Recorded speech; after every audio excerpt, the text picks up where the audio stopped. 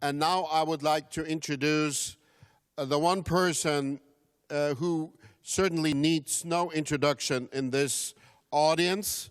This is Bill McKibben, the co-founder and still leading proponent of this fossil fuel divestment movement of 350.org. And we're extremely happy that Bill could make it to join us here today. If you're interested in his CV, it's also in the program. I will not read it to you. I think we should save the time and give more time to Bill to enlighten us all. Bill, please.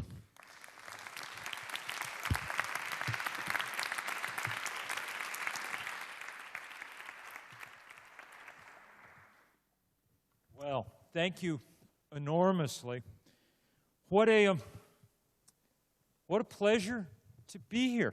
We're a lot of us going to be camped out in Paris for much of the next few months, but this is the right way to begin it. There's going to be there'll be a lot of words and a lot of talk and a lot of whatever, but what we're here today about is action, and action that everyone can take. I'll explain to you why in a minute why there's a slide from the Marshall Islands behind me.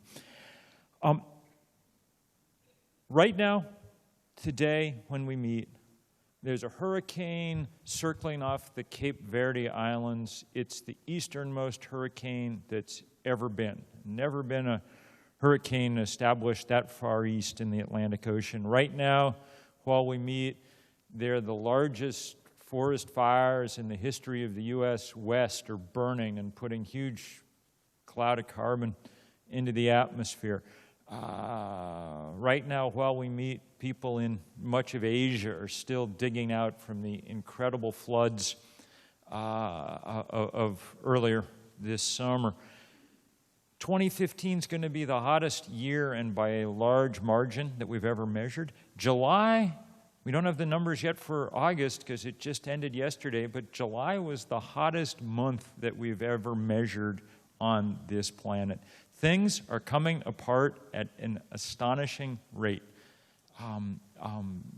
It's as if the Paris conference and it was sort of being scripted by Hollywood, that all the factors that should be concentrating our minds are all converging at once, and we'll see what we can do at that conference, but more importantly, before it and after it as we build this big movement. There is so much that we have to do. There's so many parts to this.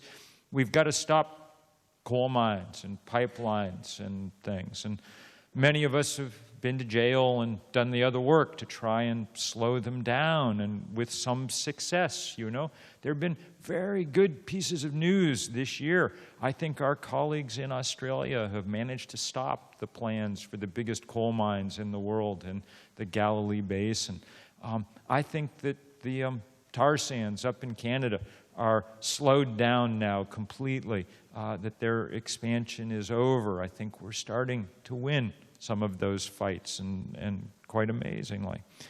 We've got to be pushing at the same time for renewable energy all over the world, and that's getting easier too. If you want to know the biggest difference probably between what happened in Copenhagen and what will happen in Paris, one is that there's now a movement to push governments and leaders and make them do something. The other is that the price of a solar panel's fallen 80% in those 6 years, and that fact on the ground makes it possible for us to imagine fast action. So those are two of the things we have to do. We have to stop bad new projects. We have to push for good new initiatives in solar and wind. But the third thing, and perhaps the most important, just in terms of the balance of political power on this planet, is we have to quickly delegitimize the fossil fuel industry. We have to break their political power, because if you think about where we stand now, you're left with a real question. Scientists warned us 25 years ago that we were on the verge of a catastrophe. They outlined exactly what was going to happen, and it's happened just as they said it would. The question is why we haven't done anything really significant in that 25 years to address it. And the answer to that question, more than anything else, has to do with the power of that industry. The richest industry in the history of the planet, and one that is absolutely irresponsible in its, well, look, right now, today, President Obama is up in Alaska, and he's talking about what a horrible problem climate change is and how we should be doing something about it, how we should be doing more about it than we're doing. But no one can really listen to what he's saying because he, 3 months ago, acceded to the demands of Shell Oil and gave them a permit to go drill for new oil in the Arctic. Think about Shell Oil and what it represents. They watched the Arctic melt, just as scientists said that it would melt. And instead of drawing from that the obvious conclusion we should stop burning oil, we should quickly be moving in new directions, instead of that, the conclusion they drew was, hey, the Arctic's melted, that'll make it easier to go drill for more oil.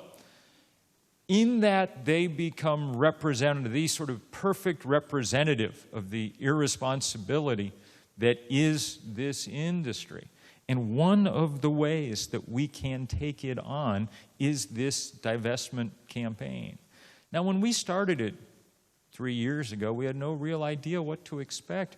We were drawing on the amazing work that people were doing at places like Carbon Tracker, and I think Mark Campanelli and Jeremy Leggett and others are here today, and taking those numbers that they produced and putting them out there.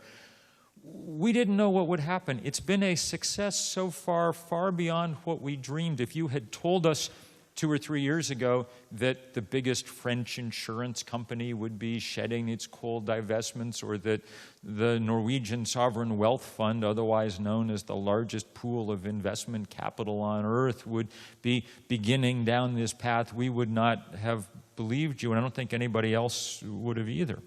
So in terms of big numbers and things, it's been impressive.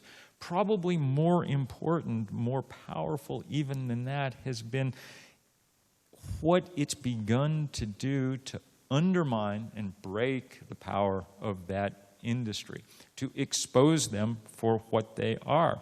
Those numbers that came from Carbon Tracker Institute and that we helped spread around in the early days of this, the understanding that this industry has in its reserves 4 and 5 times as much carbon as we could burn and keep the planet below 2 degrees. The understanding that is that if we follow the business plans of these companies as they currently exist, they will break the planet. That understanding is no longer confined to a small group of people. It's not me writing in Rolling Stone anymore. It's now the World Bank and Deutsche Bank and the Bank of England and on and on and on that have assimilated this understanding that we live with a carbon bubble, that we face deep, deep choices that need to be made. The understanding that these are not normal companies anymore, these companies holding these vast reserves, that they are rogue companies that have to be reined in if we're to be able to slow down, well, if we're be able to change, make the political change that we need to make. And therefore, it's just as important, along with the kind of big pools of money, that we have been able, we've watched with great appreciation as people all over the world have done the work to make sure that whatever institution they're a part of, the thing that represents them, the thing that speaks for them, takes this step. It's not like 350 organized this or anybody else. It's been place after place, people in their own colleges and churches and synagogues that have done the work. And that's begun to add up, to watch, well, to watch Stanford or Oxford, or to watch the Church of England or the Church of Sweden or the World Council of Churches.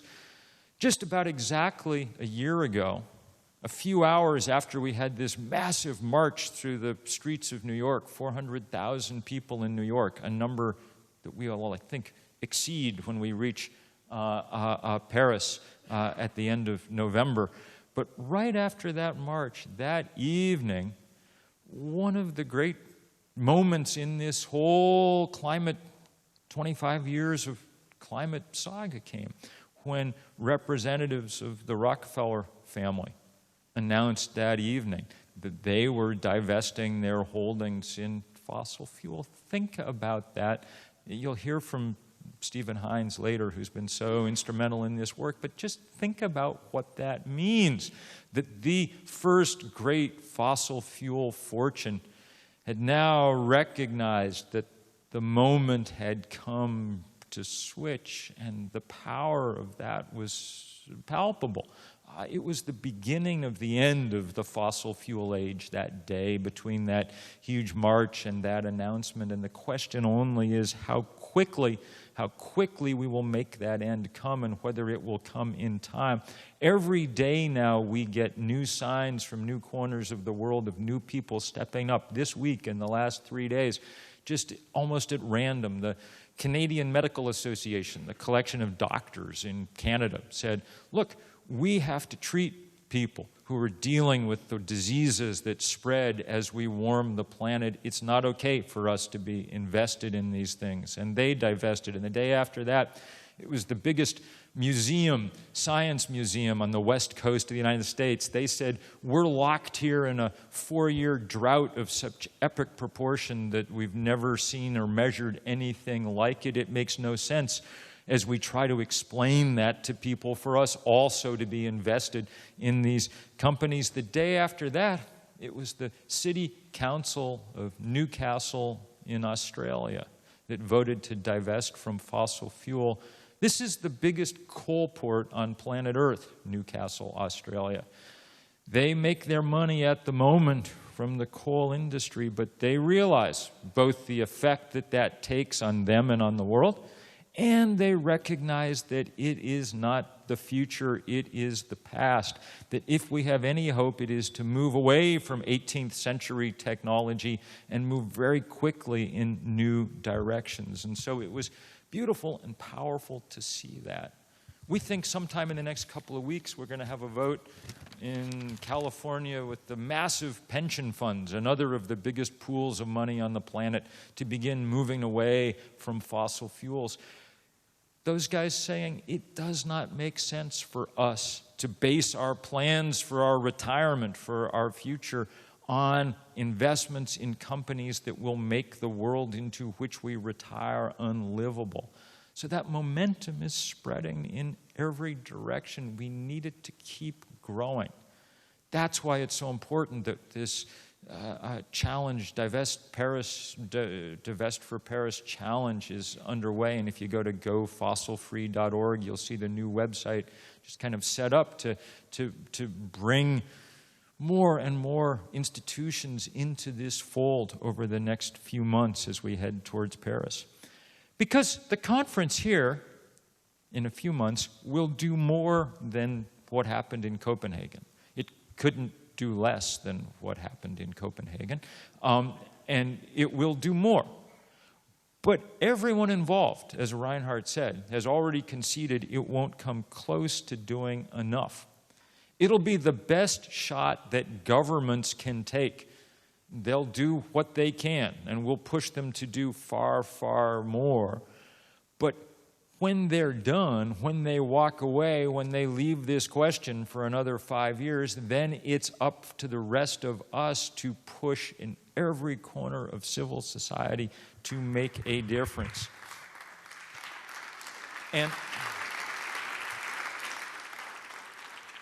And the reason that we've got to make a difference, and we've got to do it now, is just because the world is unraveling in front of us. I was going to show just a few slides. These are from a day that we did at 350.org a year or two ago, when we ask people around the world who are already feeling the effects of climate change to just to sort of dramatize it a little bit. As May said, one of the points we've been trying to get across is that this is not a problem for the future, this is now. And even though we're used to coordinating big days of action, we think we've coordinated about 20,000 demonstrations around the world in every country except North Korea.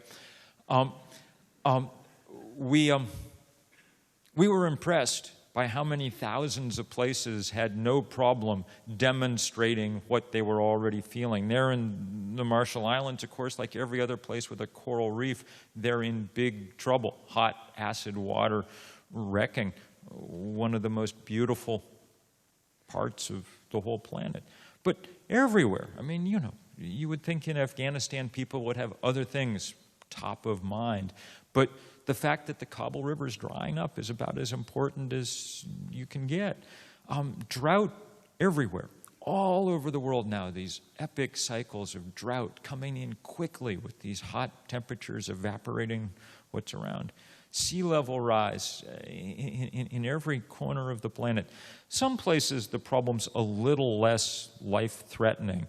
You know, the fact that they're running out of snow to ski in Colorado may not be the end of the world, but what that also means is there's no snowpack left to feed the farms and fields of the American West. All around the world, people were, on that day as so many others, stepping up. These people are in the parts of Siberia where wildfires are now appearing 3, 4, 5 degrees of latitude north of where they've ever been measured before, just because it's gotten so hot and so dry. Those are people who are having to leave their homes, leave their homelands behind as the temperature begins to rise. We do a lot of work across India, so we got hundreds of pictures that looked more or less like that one. The reason that one stuck in my mind was just because the note that came with it said, all it said was, there is no water behind our dam anymore. There's plenty of places where people have exactly the other problem. Those people live in the part of Pakistan that in 2010 saw the greatest floods since Noah. 20 million people out of their homes as the Indus River spread across Pakistan. And as you look at them, you sense that probably they had very little to do with causing the problem that we face. And indeed, that's the issue all over the world. It's people in places that have done the least that are hit the hardest. For some reason, that picture stuck in my mind. And I don't know whether you can, yeah, you should be able to read it. I mean, it probably was the smallest demonstration of the day. Just some street in Haiti turned into a muddy river by yet one more of these floods. But it was the signs that those kids were holding that stuck in my mind. Your actions affect me. That's absolutely true. I mean, Haiti's, you know, more people died from Hurricane Sandy in Haiti than in New York. There's still an outbreak of cholera underway there in the wake of that storm. Your actions affect me, but not vice versa. There's not much that people can do in Haiti to affect the outcome of this issue. They don't have much political power, and there's not any money there at all in order to...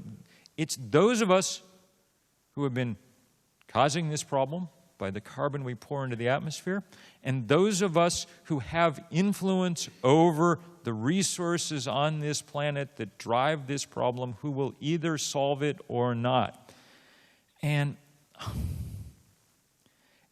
the time has come to solve it.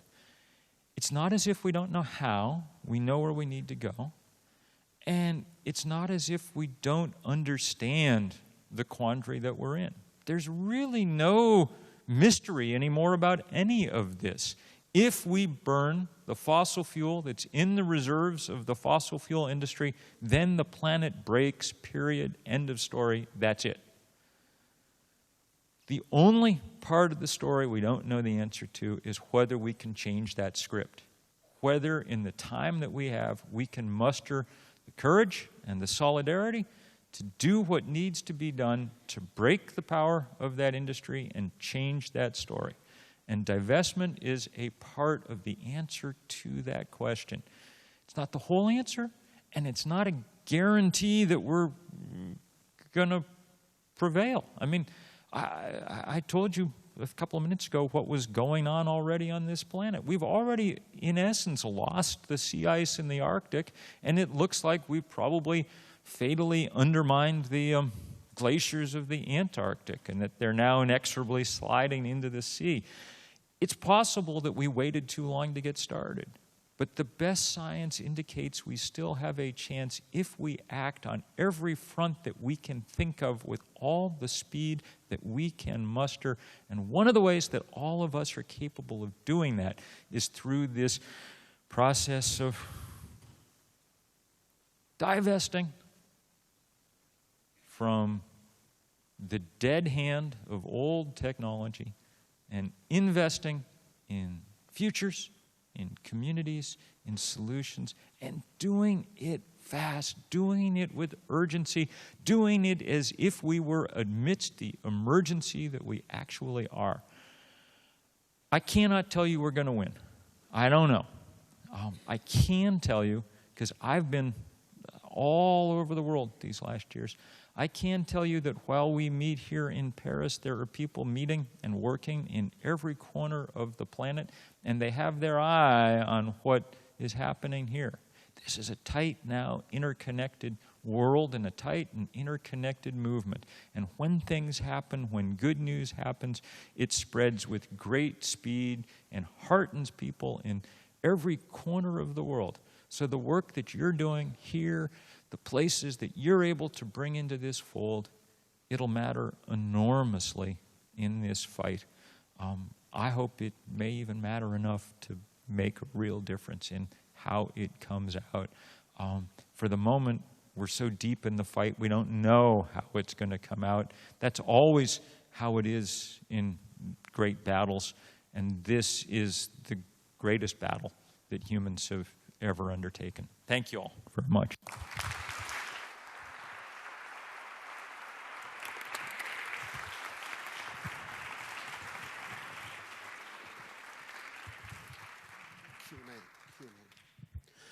Thank you so much, Bill. We have a few minutes for Q&A.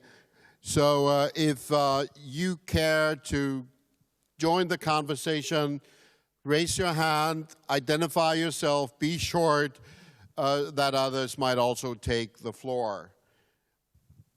Are there any contributions from... Yes, sir.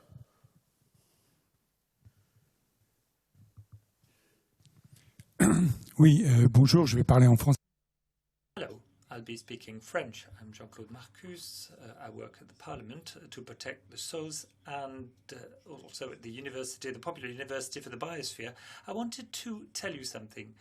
That is, everybody's convinced in this room and everybody's motivated.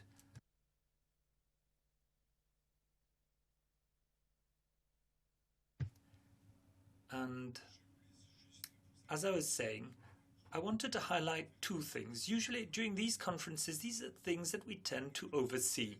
The first one has to do with air transportation systems. Let's assume that we stop or reduce our emissions for all other activities, and let's assume that we capture less from the soils. If we still continued with air transportation systems, we would exceed by 4 degrees the target that was set, the average temperature by the end of the century. That's the first warning. The second warning has to do with the soils. What we can work on is, which is a lever, is soils. If we divest from the underground operations, we should invest in the soils. There's several reasons for this. The physical and chemical reason is the one you know. If we have 12 carbon in the soils, we avoid 44 carbons in the air. And as you know, there's more living things in a teaspoonful of soil than on Earth. And so that's what we have to pay attention to, the soils that we have to protect. We are in a, as I say, in an emergency. One metaphor, one image to keep in mind is we are, in a bathtub that's filling with very hot water. We have to do two things. One is to make sure that there's a good drain open at the bottom. And so that means making sure that soils and forests and oceans remain capable or become more capable of draining carbon from the atmosphere. The other thing we have to do, and probably this is the emergency thing at the moment, is to turn off the faucet that's pouring more water into the bathtub all the time. Bathtub is already overflowing. And one of the things that's dangerous things that's starting to happen is, as we heat the planet, the ability of forests, soils, oceans to take up carbon is being systematically reduced. The mechanisms that the planet has for dealing with carbon are beginning to break down because we're raising the temperature so quickly. It's one of the reasons we're in such a dangerous moment. Thanks. Sir, here in the first row, do we have a mic?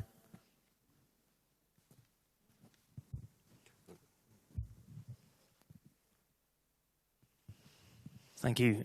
James Randerson from The Guardian.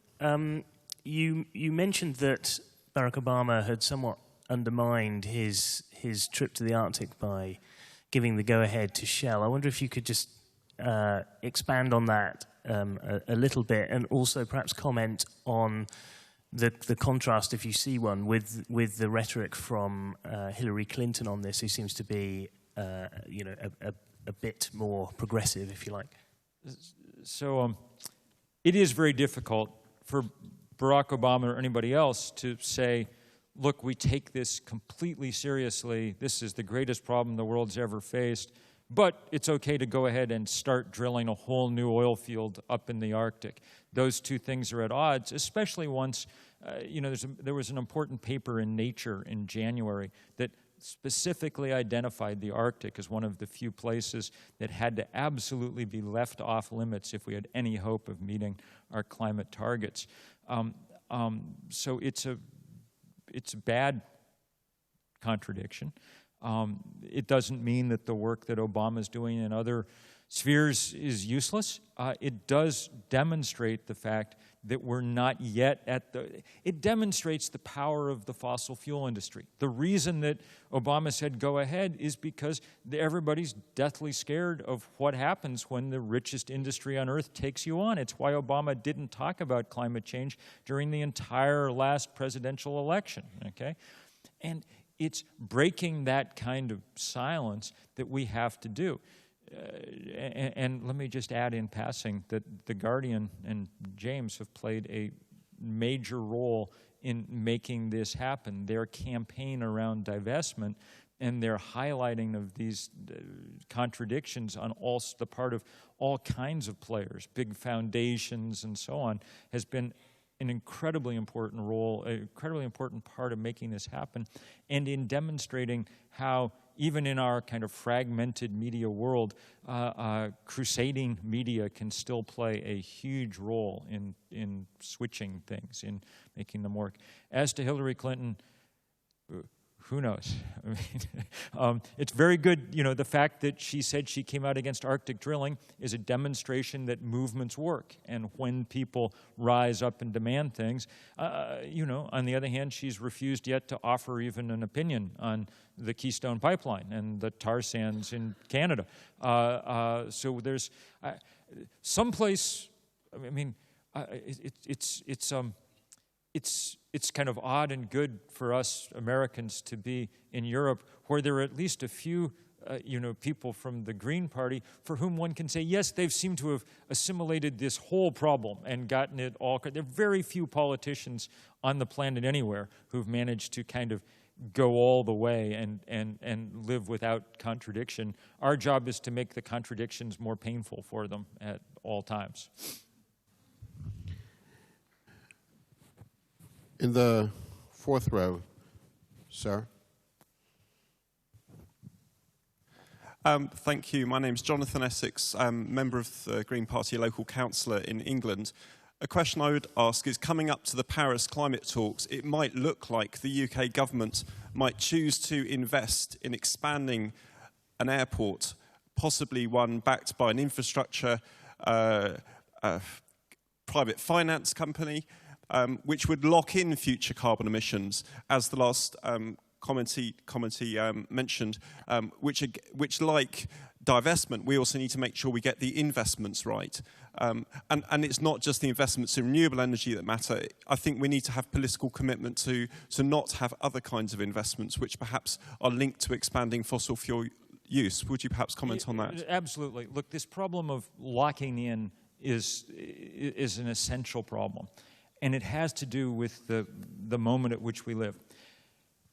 If we can stop for the next few years a series of bad new projects going forward, pipelines, coal mines, and new airport runways and things, 5 or 10 years from now, people will no longer be proposing them. The world will have moved past that. We'll have gotten to the point where we understand the folly of drilling in the Arctic or whatever it is.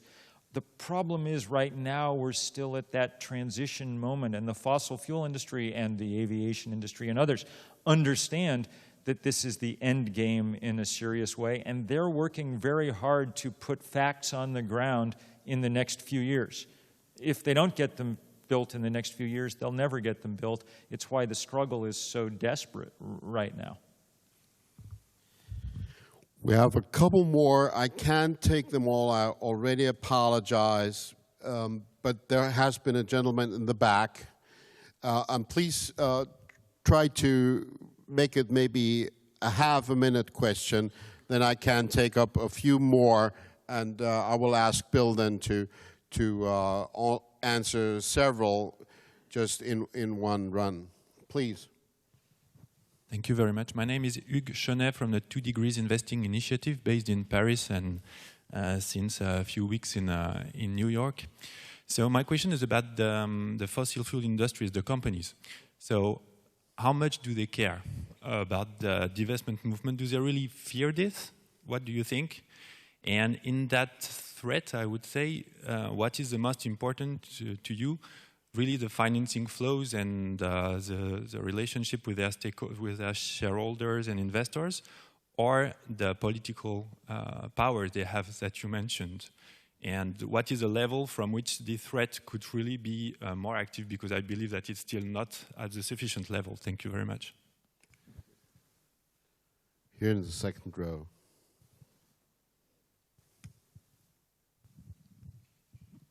Natalie Bennett, leader of the Green Party of England and Wales. Jonathan has already referred to one terrible British government plan.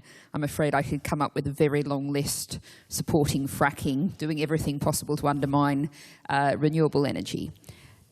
Given that, is it time, do you think, for NGOs, for churches, for groups who've traditionally campaigned in a rather polite kind of way, and indeed for foreign governments, given this is a global problem, is it time to get tougher? Is it time to get rougher? Is it time to say to NGOs, charities, as you've said, this is a global emergency, you know, the polite kind of writing letters isn't enough, you need to do more.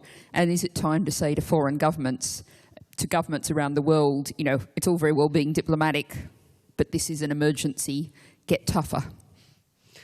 And the last one here in the first row. Would you pass on the mic?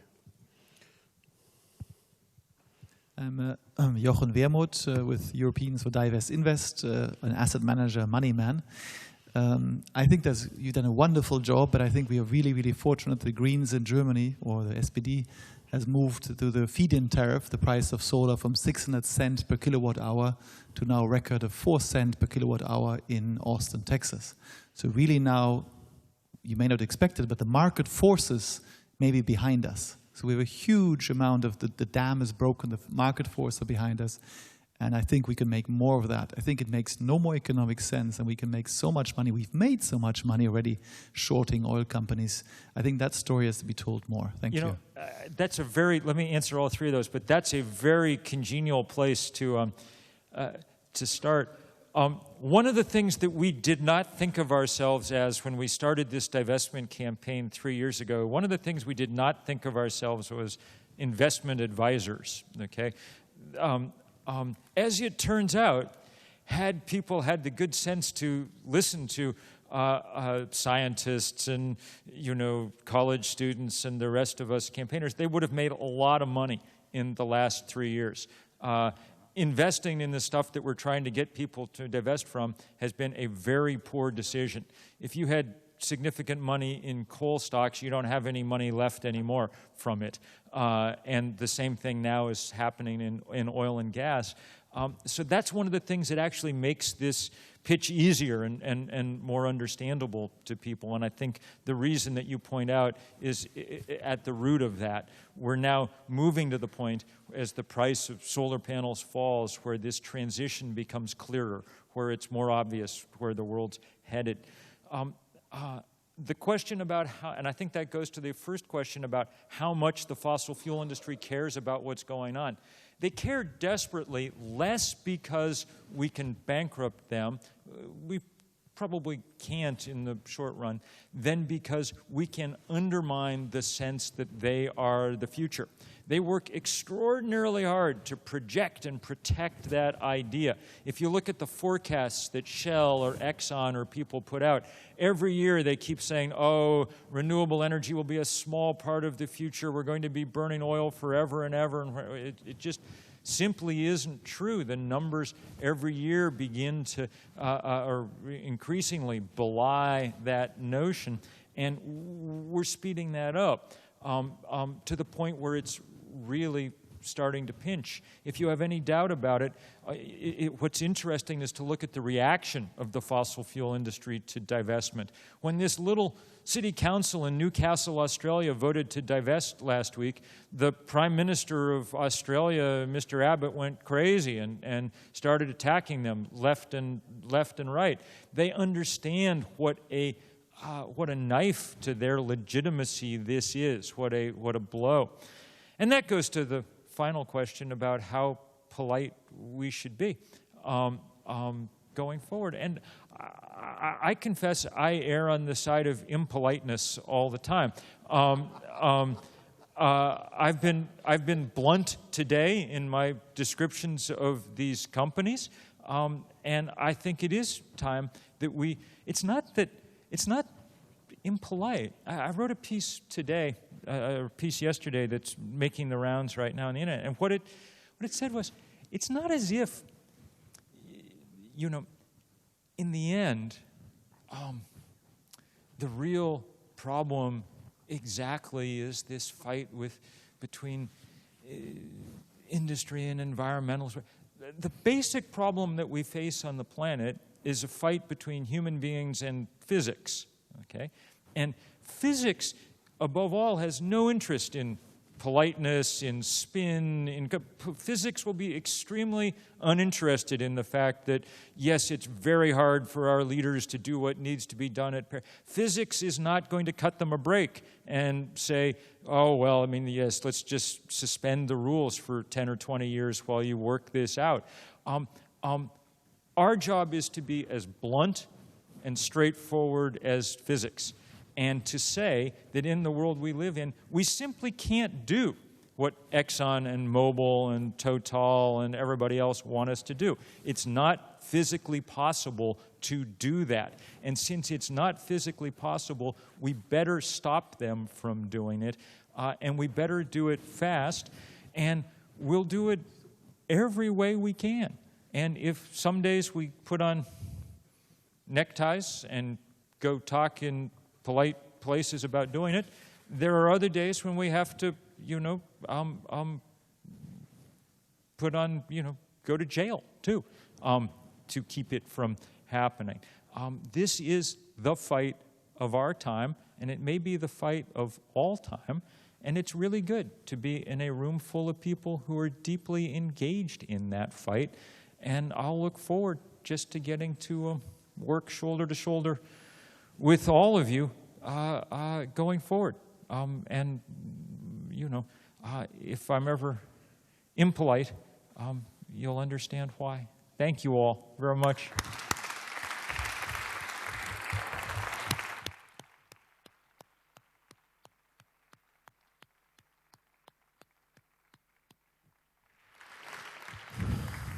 Thank you so much, Bill. Having you is such a great encouragement for all of us. Thank you very much, and we're looking forward, as you say, standing shoulder by shoulder.